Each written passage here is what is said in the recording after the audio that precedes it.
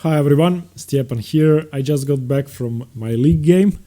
My team, Hašk Mladost, played Polet in the round 7 of the Croatian 4th league.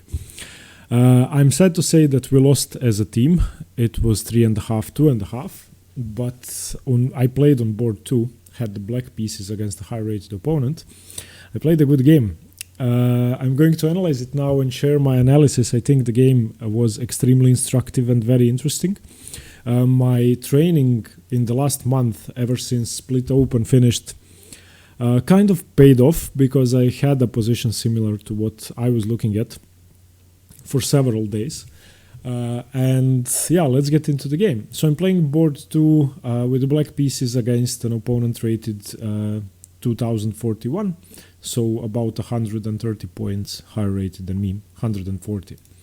So he plays knight f3. Now, just to give you the context, one of our teammates who was supposed to play board 2 got sick yesterday and he couldn't play. So I basically started my preparation for board 2 for the black pieces. Then when he agreed to play, when it was agreed that he was going to play, then I started preparing for board 3 for the white pieces. And then yesterday when he got sick, I had to start preparing for black again. And to make matters worse, there were 4 potential opponents for board 2 and 4 for board 3. So I spent a lot of time preparing. John will know we started my prep during one of our lessons. And we were looking at games by Šafranić, this guy I ended up playing. And we were looking at some setups I ended up playing in the game. But it took me a long time to prepare because there were tons of possibilities.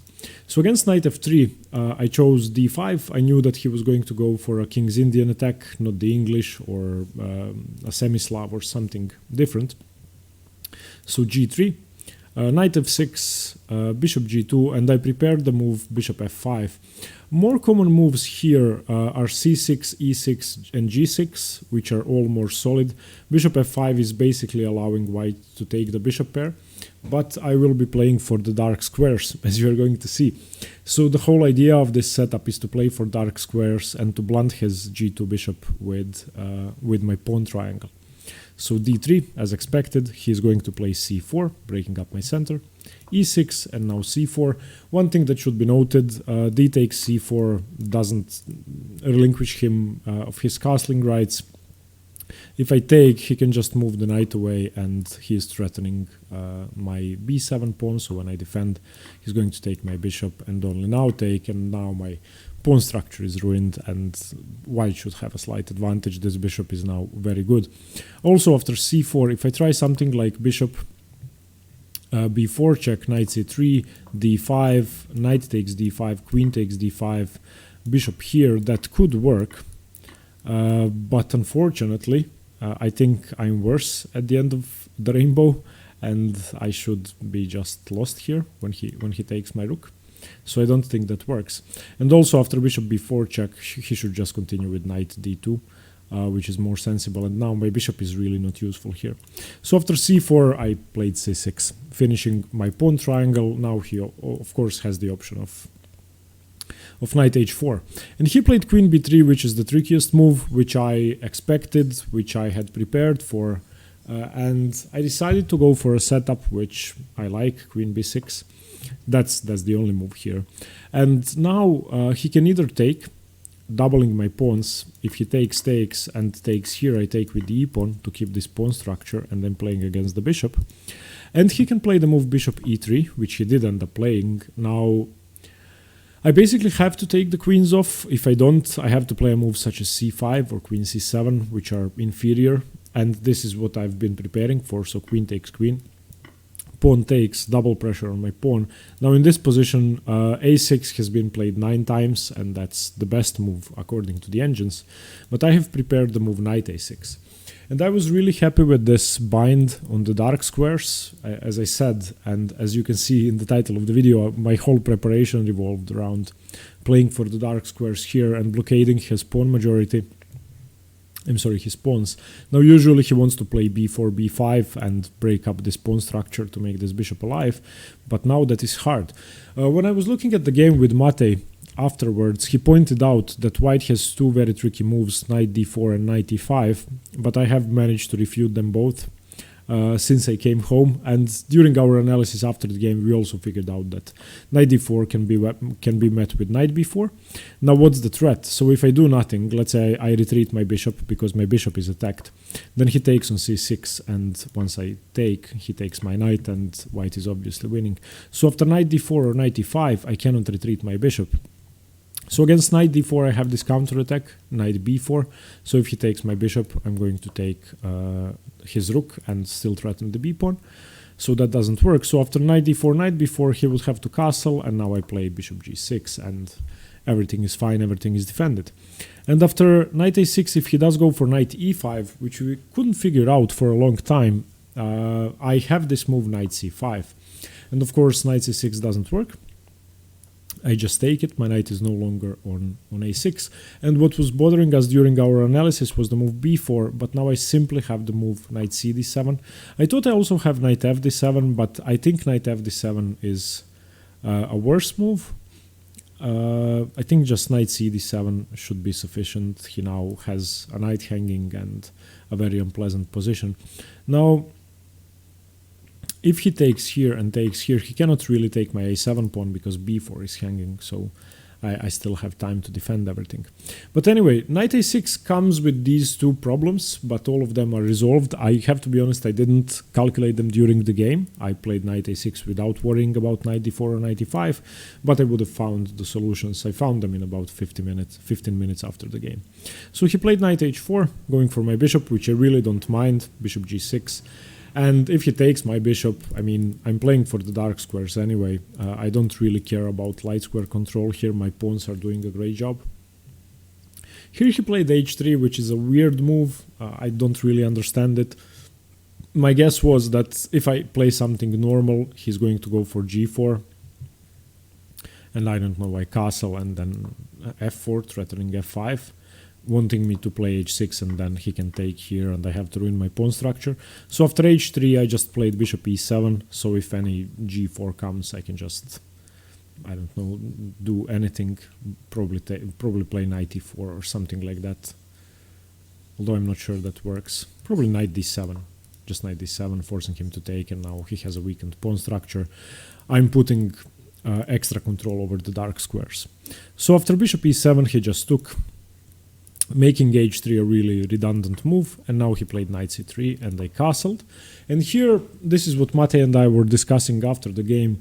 He thought this was an endgame, but it's really not an endgame. He played a move which makes his position almost unbearable. He played king d2, and I instantly played rook fd8, threatening one of his pieces. And this position is now really hard to play for white. If I turn on the engine, I'm actually wondering what's it going to say. Minus 0.3 with the move d4, which if he has to play d4, then I think I should be slightly better, and d4 should be a concession he has to make. It's not a move he wants to play. So I was looking at the move bishop f4, after which I was planning to play d4, and let's say knight here. I was planning to take, and after this just trap the bishop, so that doesn't work. So he cannot retreat the knight there, he has to go back.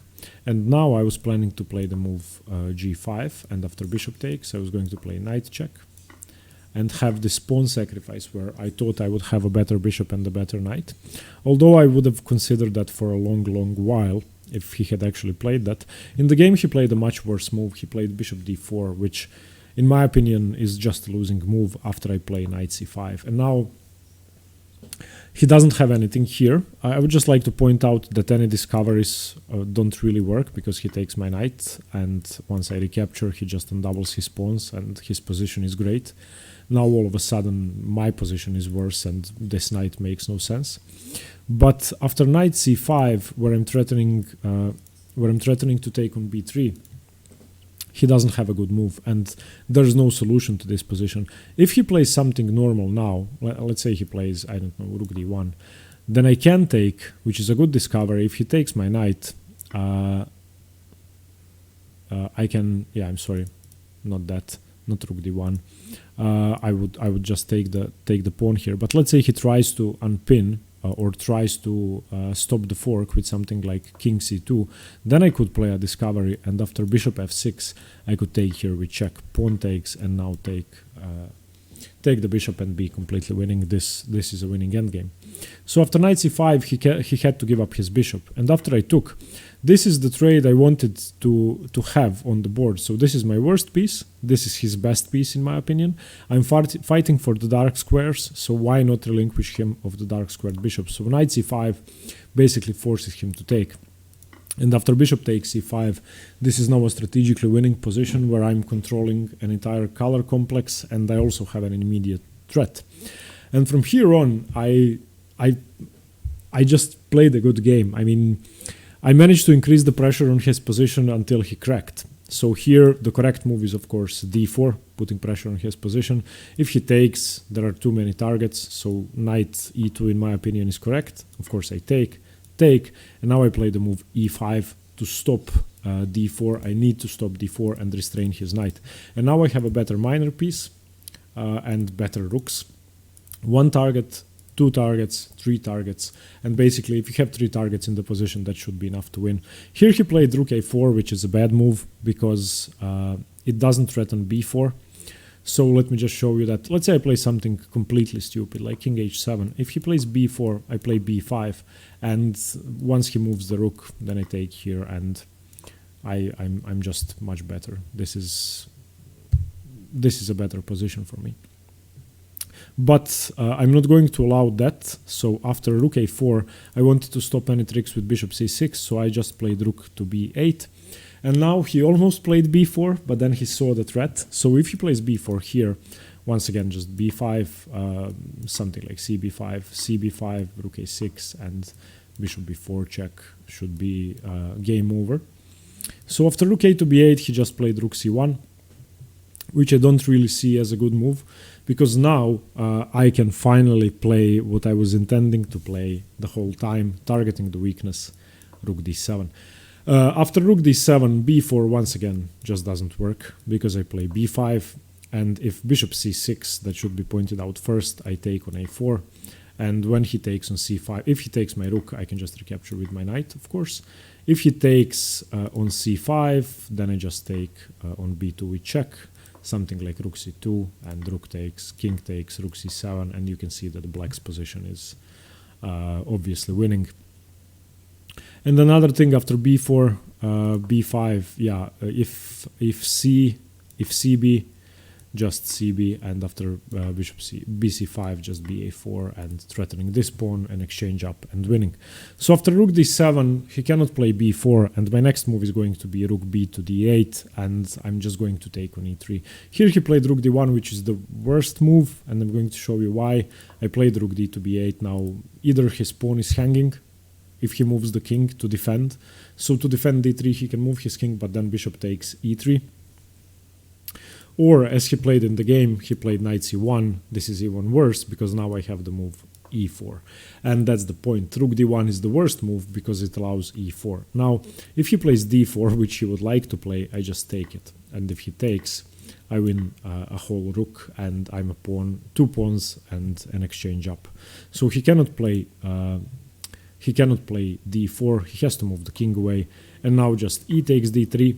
If he takes with the knight, I don't really have to react because his knight is pinned to the rook. I can do all sorts of stuff. I don't know, probably knight h5.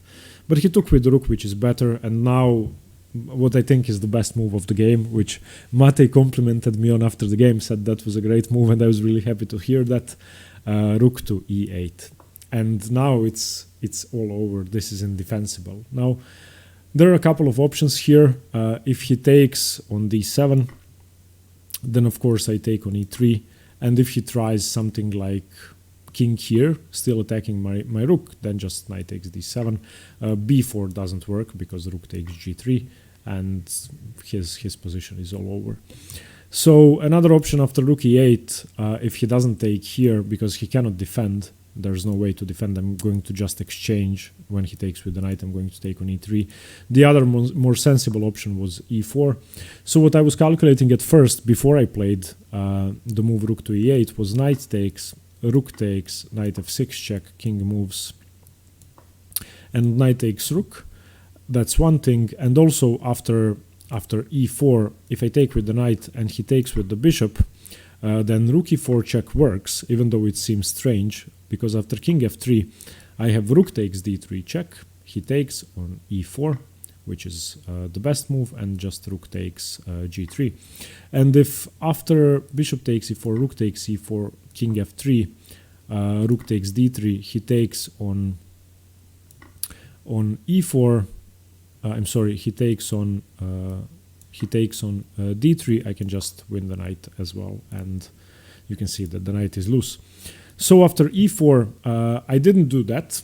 I didn't go for that, which seemed like a nice option, but I thought this was just stronger. Rook d to e7, and now there's just no way to defend. He played rook a5, which is just allows bishop b6 and doesn't do anything to protect e4. Well, there's no way to protect e4. And now he played rook g5, which is tactically very, very weak, because now I take, he takes, take with check, king d1, and now if you want to pause the video, black to play and win, it's a really simple tactic.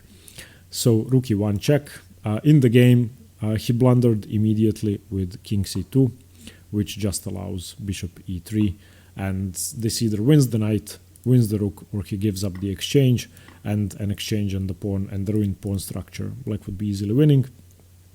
But if after rook e1 he plays king to d2, which seems like a better move, still just bishop e3, and he still has to give up the exchange, because if he takes my rook, I take on c1 with check, king to d1, and just bishop takes rook, a whole piece up. So basically the whole game was strategy revolving around the dark squares, creating this bind with knight a6 and my f8 bishop.